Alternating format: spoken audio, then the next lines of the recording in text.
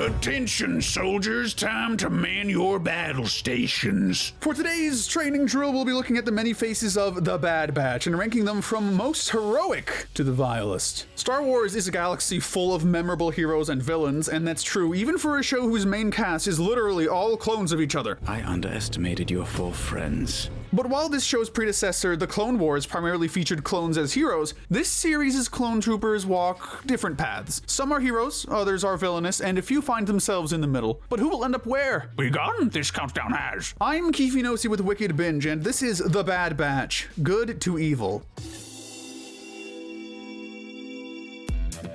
Like always, we'll be kicking this video off by looking at the best characters, morally speaking, and then working our way down all the way to the despicable. These characters are good. First up is the earner of our gold medal of good, Omega. A female clone of Jango Fett, Omega has spent her entire life inside the cloning facilities on Kamino until the Bad Batch helps her escape from the newly formed Empire, which, surprise surprise, wishes to use her for their own twisted purposes. While she's the youngest member of both the crew and the entire show's cast of characters, Omega displays a level of optimism and hope that no other character comes even close to matching. Omega is helpful to a fault, and while that has led her into trouble in a few instances, it's also been a great source of strength for her. We can't leave empty-handed. We have to complete the mission. She sees the best in everyone, and she's always willing to help those in need, even if others try to discourage her from doing so. Omega is sure to offer a helping hand, no matter the circumstance, and it is this element of her character that gets her the top spot on our list. In an era full of shades of gray and distrust, Omega remains a shining beacon of light in the dark, and that's why she gets first place. Coming into second place and earning the silver medal of good is Senator Ryo Chuchi. While the Senate in the Star Wars universe has earned a reputation for being home to many greedy and squabbling individuals, Senator Chuchi has all the elements that make up a good politician. She puts the well-being of those who need help before anything else, and this is a major plot point in the episodes she appears in. When it starts to look more and more like a bill will be passed that will discharge clone troopers from service, Ryo Chuchi comes to their aid and becomes one of the few senators to fight against the bill. I will make sure Admiral Rampart's bill meets your needs. She's one of the only characters in the show, politician or otherwise, to see clone troopers as real people and not just cogs in a military machine. Though her plan backfires, she continues to be a strong supporter of the clones, helping Captain Rex's underground network that aids clones in need. A compassionate and selfless individual, Ryo Chuchi is an excellent senator and an even better ally to the clones in their darkest days. Third place brings us to our bronze medal of good recipient, Captain Rex. A clone trooper who fought through the entirety of the Clone Wars, Rex is one of the best soldiers the Star Wars galaxy has ever seen. He's fought alongside numerous Jedi, helped with many battles, and managed to survive Order 66 with his personality intact. With the new war now over, Captain Rex works to fight against the tyranny of the Empire. He's the head of his own resistance network, becoming one of the first rebel leaders in the process. In addition to his efforts to stamp out the Empire, he remains caring of his brothers and tries tirelessly to get as many of them out of the Empire's crosshairs as possible. He helps the Bad Batch discard their inhibitor chips, warns other clones of the chips, and his network primarily focuses on saving clones who might be in danger. No matter how rough the going gets, Captain Rex remains committed to his friends and brothers, showing a level of compassion few others in the series can match. Needless to say, if you're in a sticky situation and need a clone trooper to come to your rescue, few will do better than Captain Rex. Up next is a clone trooper who's been everything from an ARC trooper to a Bad Batch member, Echo. Following his apparent death on a rescue mission during the Clone Wars, Echo was kept alive by the Separatists who used him to analyze Republic battle strategies. Eventually, the Bad Batch freed him from captivity and he became their newest member. Echo ranks higher than his Bad Batch brethren not only because we know more about his exploits, but also because he's by far just the most heroic of the group. While the other members are unsure of how to proceed in this post-war galaxy, Echo strives to continue fighting for everything the Republic and Jedi stood for. This leads him to depart from Clone Force 99 and join Rex's resistance movement. The clones will need our help now more than ever.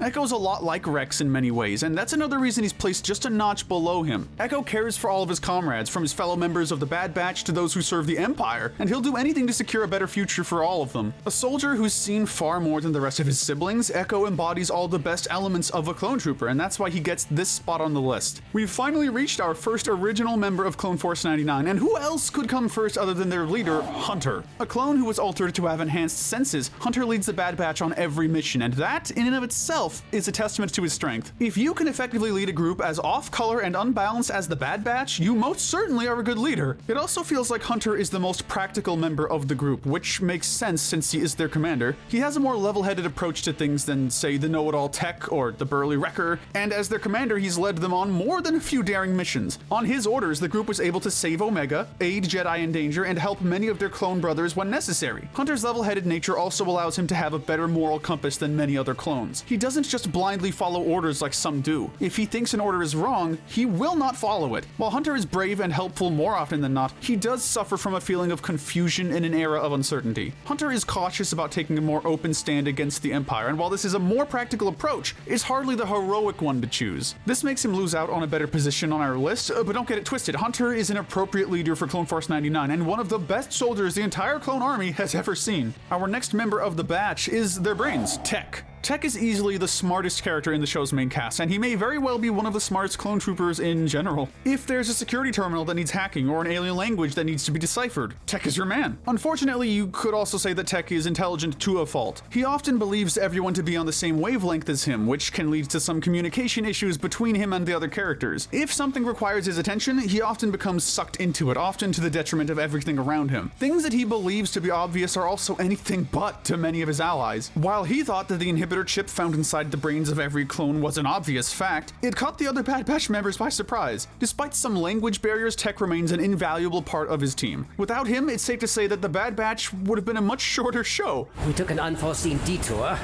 but we are alive. Beyond his intelligence, Tech also embodies the classic clone elements of dedication and valor. He's protective of all his teammates, most of all Omega, to whom he slowly found himself becoming a teacher. Tech even willingly sacrificed himself to allow his teammates to escape, truly showing he'd do anything for the group. Tech might process things a bit differently from other characters in the show, but he's just as brave and dedicated as the greatest of clones, earning him this spot on our list. As the good tier comes to a close, we have one more member of Clone Force 99 to look at, and that is Wrecker. The muscle of the Bad Batch, Wrecker might not be the sharpest clone in the gunship, but he's still an important member of the team. He acts as their demolitions expert, and there are a few things in the world he loves more than blowing stuff up. With all that being said, there are a few elements that make Wrecker probably the weakest overall member of the current Bad Batch lineup. For one, he has a tough time working with regular clones. Whilst the Bad Batch in general isn't exactly popular around them, Wrecker in particular likes to start conflicts with them, showing once again that brains aren't his strong spot. Wrecker was also the member of the group who suffered the most from his inhibitor chip. What starts as mere headaches slowly begins to turn darker and darker, soon culminating in an attack on his fellow members when they try to extract the chip from his head. You're in direct violation of Order 66. Though he does get it removed in the end, and he apologizes for his actions, it remains the darkest moment any of the main characters have gone through. Despite all of that, Wrecker is an excellent member of Clone Force 99. He gets along with all of them, especially Omega, and is willing to do whatever it takes to make sure a mission goes well. Not so bad for the old lunkhead, huh? We're calling it quit on the good guys. Now it's time to look at the characters who are neither good nor evil, but instead walk right down the middle. This is the gray area. Up first in this area of the list is Clone Captain Hauser. Hauser is without a doubt one of the most conflicted characters in the whole show, and that's a big reason why we place him here. Though he serves the Empire and follows their command, he does often question their actions and soon begins to defy their orders. When we first meet him, he goes through with the majority of orders his superiors give him, even if they create tension with his allies. After the freedom fighter Cham Syndulla attacks an Imperial shipment, Hauser turns against him and apprehends him, leaving the captain to feel a great deal of guilt. Though he continues to follow orders, he eventually reaches his breaking point and stands against the Empire's occupation of Ryloth. You're walking into a trap. There's a squad out there waiting. While he has new loyalties to the Empire, he finds himself caring more for the people of Ryloth, and he sides with them even at the cost of his own freedom. Much later, Hauser is freed from captivity by Rex's clone rebellion, and he quickly allies himself with them. Though Hauser does ultimately end up on the side of good, the amount of inner conflict he goes through to get there gives us pause in putting him on the good tier. Nevertheless, Hauser is as selfless as a soldier could be, and it's that trait more than anything else that keeps him from getting a lower position on our list. Going from a soldier to a scoundrel, our next character is the pirate Fee Genoa. Although she's an acquaintance of the untrustworthy Sid, Fee is anything but deceitful. Genoa is a much more faithful ally to the Bad Batch than Sid ever was, and that's quite a feat considering she's been in far fewer episodes. She's always helpful to the Bad Batch members and maintains a pretty good relationship with all of them. She gets along particularly well with Tech, and if you can get along with someone as smart as him, it's safe to say you're willing to put up with just about anyone. That being said, Fee isn't exactly a perfect character. She is a pirate, after all, so it seems fair to assume that she's swindled and stolen from at least a few individuals. Still, for someone who refers to themselves as a pirate, Fee Genoa is a reliable ally, and that's not something you can say about most outlaws. We're heading back to the clones for our next character, Commander Cody. In a lot of ways, Cody is something of a foil to Captain Rex. While Master Rex served alongside Anakin Skywalker during the Clone Wars, Cody fought with his master Obi-Wan Kenobi. And while Rex got his inhibitor chip removed, Cody never did and went through with Order 66 like so many of his brothers. By the time we meet him in the Bad Batch, Cody is starting to question the New Order, not unlike Hauser before him. He's sent alongside Crosshair to take care of a separatist holdout, but while Cody seeks to settle the dispute peacefully, the planet's Imperial Governor orders the prior separatist governor to be executed, and Crosshair goes through with the order. The event shocks Cody greatly and is the final straw that leads him to abandon the Empire. We make our own decisions,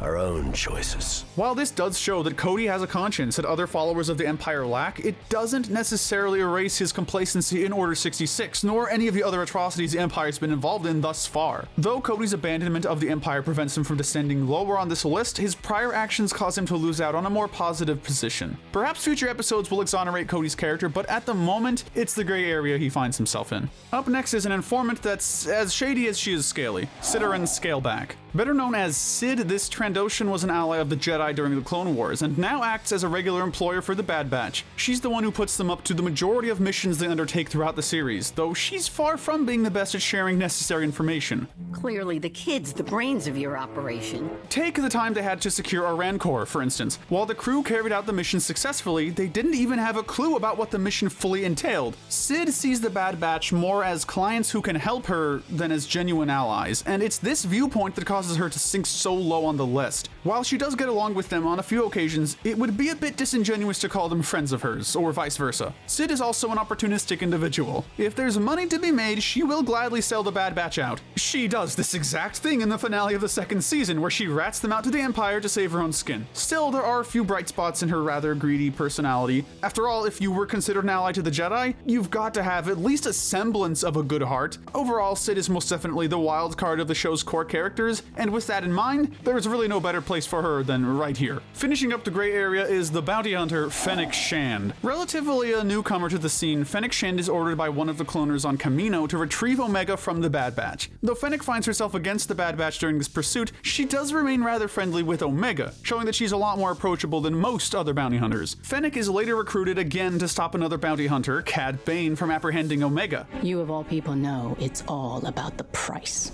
While she once again fails to bring Omega to her client, she does at the very least stop Bane from capturing her, a fate that would have undoubtedly led Omega into even worse hands. While Fennec might look like just another bounty hunter on the surface, she has a far better conscience and heart than most others in her field, making her the last addition to the gray area. With the gray area over and done with, it's time to move on to the faces you wouldn't want to be caught dead being in the same parsec as. These characters are evil. First up is also the last member of the Bad Batch to discuss, Crosshair. The marksman of Clone Force 99, Crosshair was both the only member of the squad to not have his chip go off and the only one to continue serving the Empire. That alone tells you a lot about Crosshair's character. Crosshair, unlike his siblings, truly believes the Empire is making the galaxy a better place, and he will do anything his superiors ask him to do. From taking down an insurgency to hunting down Jedi fugitives, Crosshair's loyalty to the Empire is seemingly infinite. Good soldiers follow orders. That being said, Crosshair does start to see the horrors of the Empire. Though he tries his best to hide it, he does show compassion for his brothers. When the clone trooper Mayday requires medical attention, Crosshair begs his commander to help, and kills him when he refuses. Crosshair also refuses to discuss the whereabouts of his fellow Bad Batch members, even if refusal leads him to torture. But even then, Crosshair is far from heroic in these moments. When he tries to escape his prison cell, he has no qualms about killing all the troopers guarding the facility. In most cases, the Bad Batch would have simply stunned them. While Crosshair does have his own code and morals, he's far from a heroic soldier, and even if he does defect from the Empire, it's unlikely he'll ever be fighting alongside his brothers again. Who knows what the future has in store for this sharpshooter, but if we had to guess, it'll be anything but heroic. Our next character is a new face to the show, but he's easily one of the creepiest yet. It's Dr. Hemlock. A high-ranking member of the Empire's science division, Royce Hemlock is brought in to help with their new cloning program, and he quickly takes an interest in the mysterious clone Omega. When he tries to get information about her whereabouts from Crosshair, he has no problem resorting to torture if he thinks it'll help his cause. From a dangerous toxin to electric shock, Hemlock will try anything up his sleeve to get what he wants.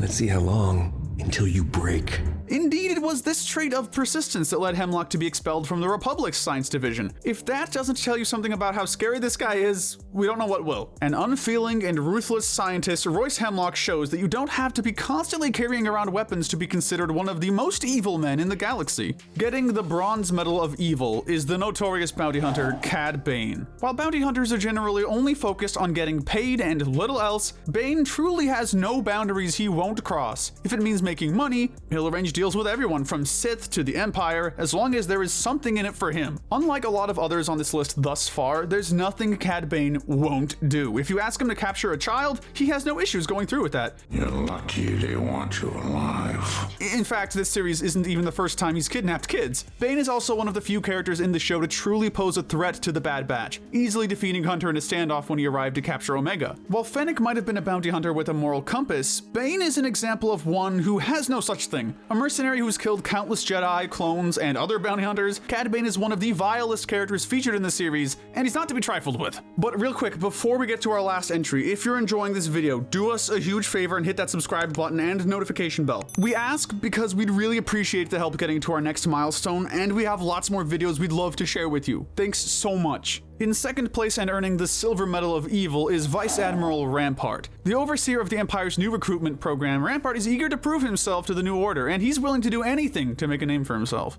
Our forces will be unlike anything the galaxy has seen. From selecting new troops to carrying out attacks on insurgencies, Rampart remains loyal and committed to the Empire no matter the cost. Although he genuinely thinks the Empire will be a beacon of peace to the galaxy, he's not above serving his own interests too. When a clone captain discovered that the Bad Batch was indeed still active, Rampart ordered him to falsify a report that would ignore this turn of events. When the captain refused, Rampart killed him without a hint of remorse. But inarguably, Rampart's most devious act came at the end of the first season, when he ordered the destruction of Kamino's cloning facilities. This act was so evil it gave even the officials of the Empire pause. Now, what does that tell you? Despite having faded from the show's storyline following his arrest, Rampart remains one of the more despicable adversaries the Bad Batch has come across, and few will ever match up to his villainy. Last, but certainly not least, our Gold Medal of Evil goes to Grand Moff Tarkin.